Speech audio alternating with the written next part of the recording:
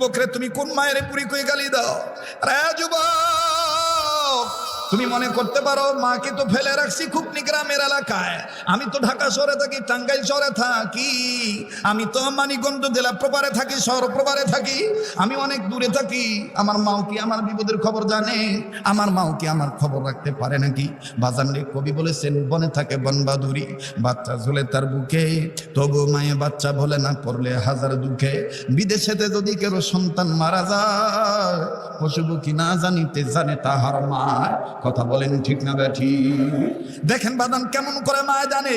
আমার এই প্রতিবেশী এলাকার পড়োশি সিঙ্গাপুর প্রবাসী ভাইটার নাম মাসুদ, কয়েকটা সন্তানের মধ্যে সর্বকনিষ্ঠ পুত্র মাসুদ ভাইকে তার বাপ মা খরচা খাদি গ্রহণ করে ওবাজান পাঠায় দিয়েছে বিদেশের বাড়িতে, সিঙ্গাপুরের জমিনে পারিবারিক লাইফ ডেভেলপের আশায়। যুবক খেয়াল করে শোনো, কোন মায়ের তুই আমি বুড়ি কয়ে গালি দিই? কোন মায়ের তুই আমি বুড়ি কয়ে গালি দিয়া? কোন মা তুই পীরের কাছে যে তুই সেজদা দেস, পীর ভোজন কর, তোর জান্নাত তোর মায়ের পায়ের নিচে? একটু খেয়াল করে দেখ, আল্লাহর ভয় কাকে বলে, সত্যিকারের মুসলমান কাকে বলে। মা দেখো কত বড় নিয়ামত। ওই সিঙ্গাপুর প্রবাসী মাসুদ ভাইয়ের মা, এই মাসুদ ভাই বিদেশ চলে গেছে, 1.5 মাস মায়ের সাথে ভালোই যোগাযোগ ছিল, কিন্তু 20-22 দিন মায়ের সাথে কোনো যোগাযোগ নাই। মা ছেলের সাথে কোনো যোগাযোগ করতে পারে না, যোগাযোগ করতে যায় ব্যর্থ হয়ে গেছে। ও বাজার মা পাগলের মতন হয়ে গেছে। আমার বাপজানের সাথে কেন আমার যোগাযোগ হয় না? আমার বেটার সাথে কেন আমার কথা হয় না? যেই বাড়িতে ছেলেরা বিদেশে থাকে, সিঙ্গাপুর থাকে, ওই বাড়িতে যায় ডাক দিই, আমার বেটার সাথে কি তোদের কোনো যোগাযোগ হয়েছে নাকি? আমার বেটার তো কোনো খবর পাই না। ভাই গ, এই মাসুদ ভাইয়ের মা কানতে কানতে যখন নিজের ঘরের দিকে ফিরে আসে, মাসুদ ভাইয়ের ছোট্ট ছেলে দাদির কান্না দেখে বলে, দাদু তুমি কান্দো কেন? কই গেছিলা দাদু? বলে তোর আব্বার খোঁজ নিতে গেছিলাম। বলে কেন, কি হয়েছে? বলে তোর আব্বার সাথে আজকে 22 দিন যাবত কথা হয় না। ও দাদু ভাই, আগে তোর আব্বু কি ফোন দেয় নাই? এবার দাদু ভাই নাতিটা ডাক দিয়ে বলে, দাদু ভাই আব্বু তো ঠিকই ফোন দেয়, তবে আগের মতন আব্বু আর কথা বলে না। আব্বু কি জানি হয়েছে, আব্বু কেমন জানি কান্না কানা ভাব নিয়ে মার সাথে কথা বলে।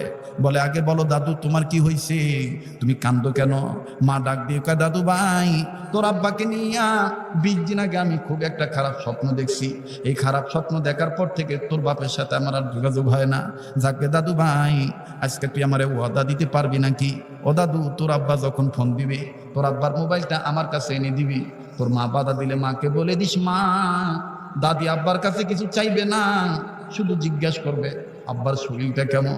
দাদু পারবি নাকি মোবাইলটা এনে দিতে? বলে হ্যাঁ পারবো দাদি। বলে তাইলে তুই এনে দি। এবার বাদান গভীর রজনীতে মাসুদ ভাই যখন ফোন দিছে ছেলে মেয়ের খবর নেওয়ার জন্য, এই ছেলেটা খপ করে মায়ের হাত থেকে মোবাইলটা নিয়ে কয়, মা দাদি আব্বার জন্য কানতে কানতে চোখের নিচে কালো দাগ বানায় ফেলছে। দাদু ভাই নাকি আব্বুকে নিয়ে বাজে একটা স্বপ্ন দেখছে। দাদু আব্বুর কাছে কিচ্ছু চাইবে না, শুধু জিজ্ঞাসা করবে আব্বার শরীরটা কেমন। দেখ রে যুবক ভাই, কোন মায়ের তুই বুড়ি পেয়ে গালি দে? এই মা আমার বাইরে, এই নাতিটা মোবাইলটা নিয়ে দৌড়াইয়া দাদির কাছে যায়, কয় দাদু ভাই এই যে আব্বা ফোন দিয়েছে, নাও জিজ্ঞেস করো তোমার বেটা কেমন আছে। এবার মা কইছে কারে? মা মোবাইলটা পাওয়ার পর মনে হয় যে সন্তানই পাইছে। একবার মোবাইলে চুমা খায়, আর একবার মোবাইল বুকে ধরে, আর কানের কাছে নিয়ে কয়, ও দাদু আমার মানিক, আবার ও সামাল আমার সন্তান, বাবা মাসুদ, বাবা তুই কেমন আছিস? তোর শরীরটা কেমন? বাবা তুই বল তোর শরীরটা কেমন? আগে জানলে তোরে বিদেশ পাঠাইতাম না, বিদেশ যেয়ে তুই এইভাবে ভুইলা যাবি। বাবা বল তুই কেমন আছিস?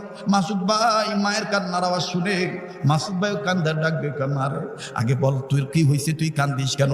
মা কয় না বেটা, আগে বল তোর শরীরটা কেমন। মাসুদ ভাই কয় না মা তুমি আগে বলো তোমার কি হয়েছে। মাসুদ ভাইয়ের মা ডাক দিয়ে কয়, বাবা আগে তুই বল তোর শরীরটা কেমন, কেননা আমি তোরে নিয়ে খুব একটা খারাপ স্বপ্ন দেখছি।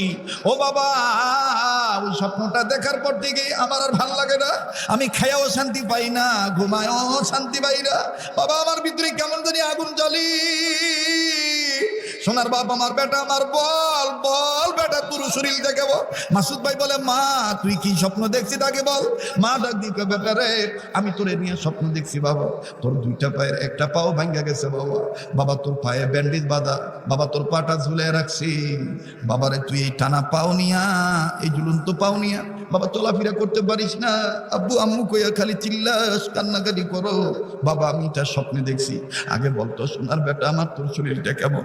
মাসুদ ভাই কান্দার ডাক দিয়ে কয়, আম্মু আসলে তো আমি 20 দিন ধরে পাও ভেঙে পঙ্গু হয়ে পড়ে আছি। আসলে তো আমি 20 দিন ধরে পাও ভেঙে পঙ্গু হয়ে পড়ে আছি।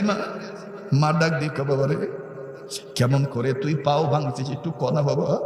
ও বাবা, ছেলেটা কান্দার মা গো, আমি ওজনদার বস্তু মাথায় নিয়ে যখন হাঁটতে গেছি, দোতলা থেকে 3 তলায় যখন উঠতে গেছি, আমি আচমকাত পাও পিছলে পড়ে যাই। আপনার কাছে ভিডিওটা কেমন লাগছে কমেন্ট করে জানিয়ে যেন।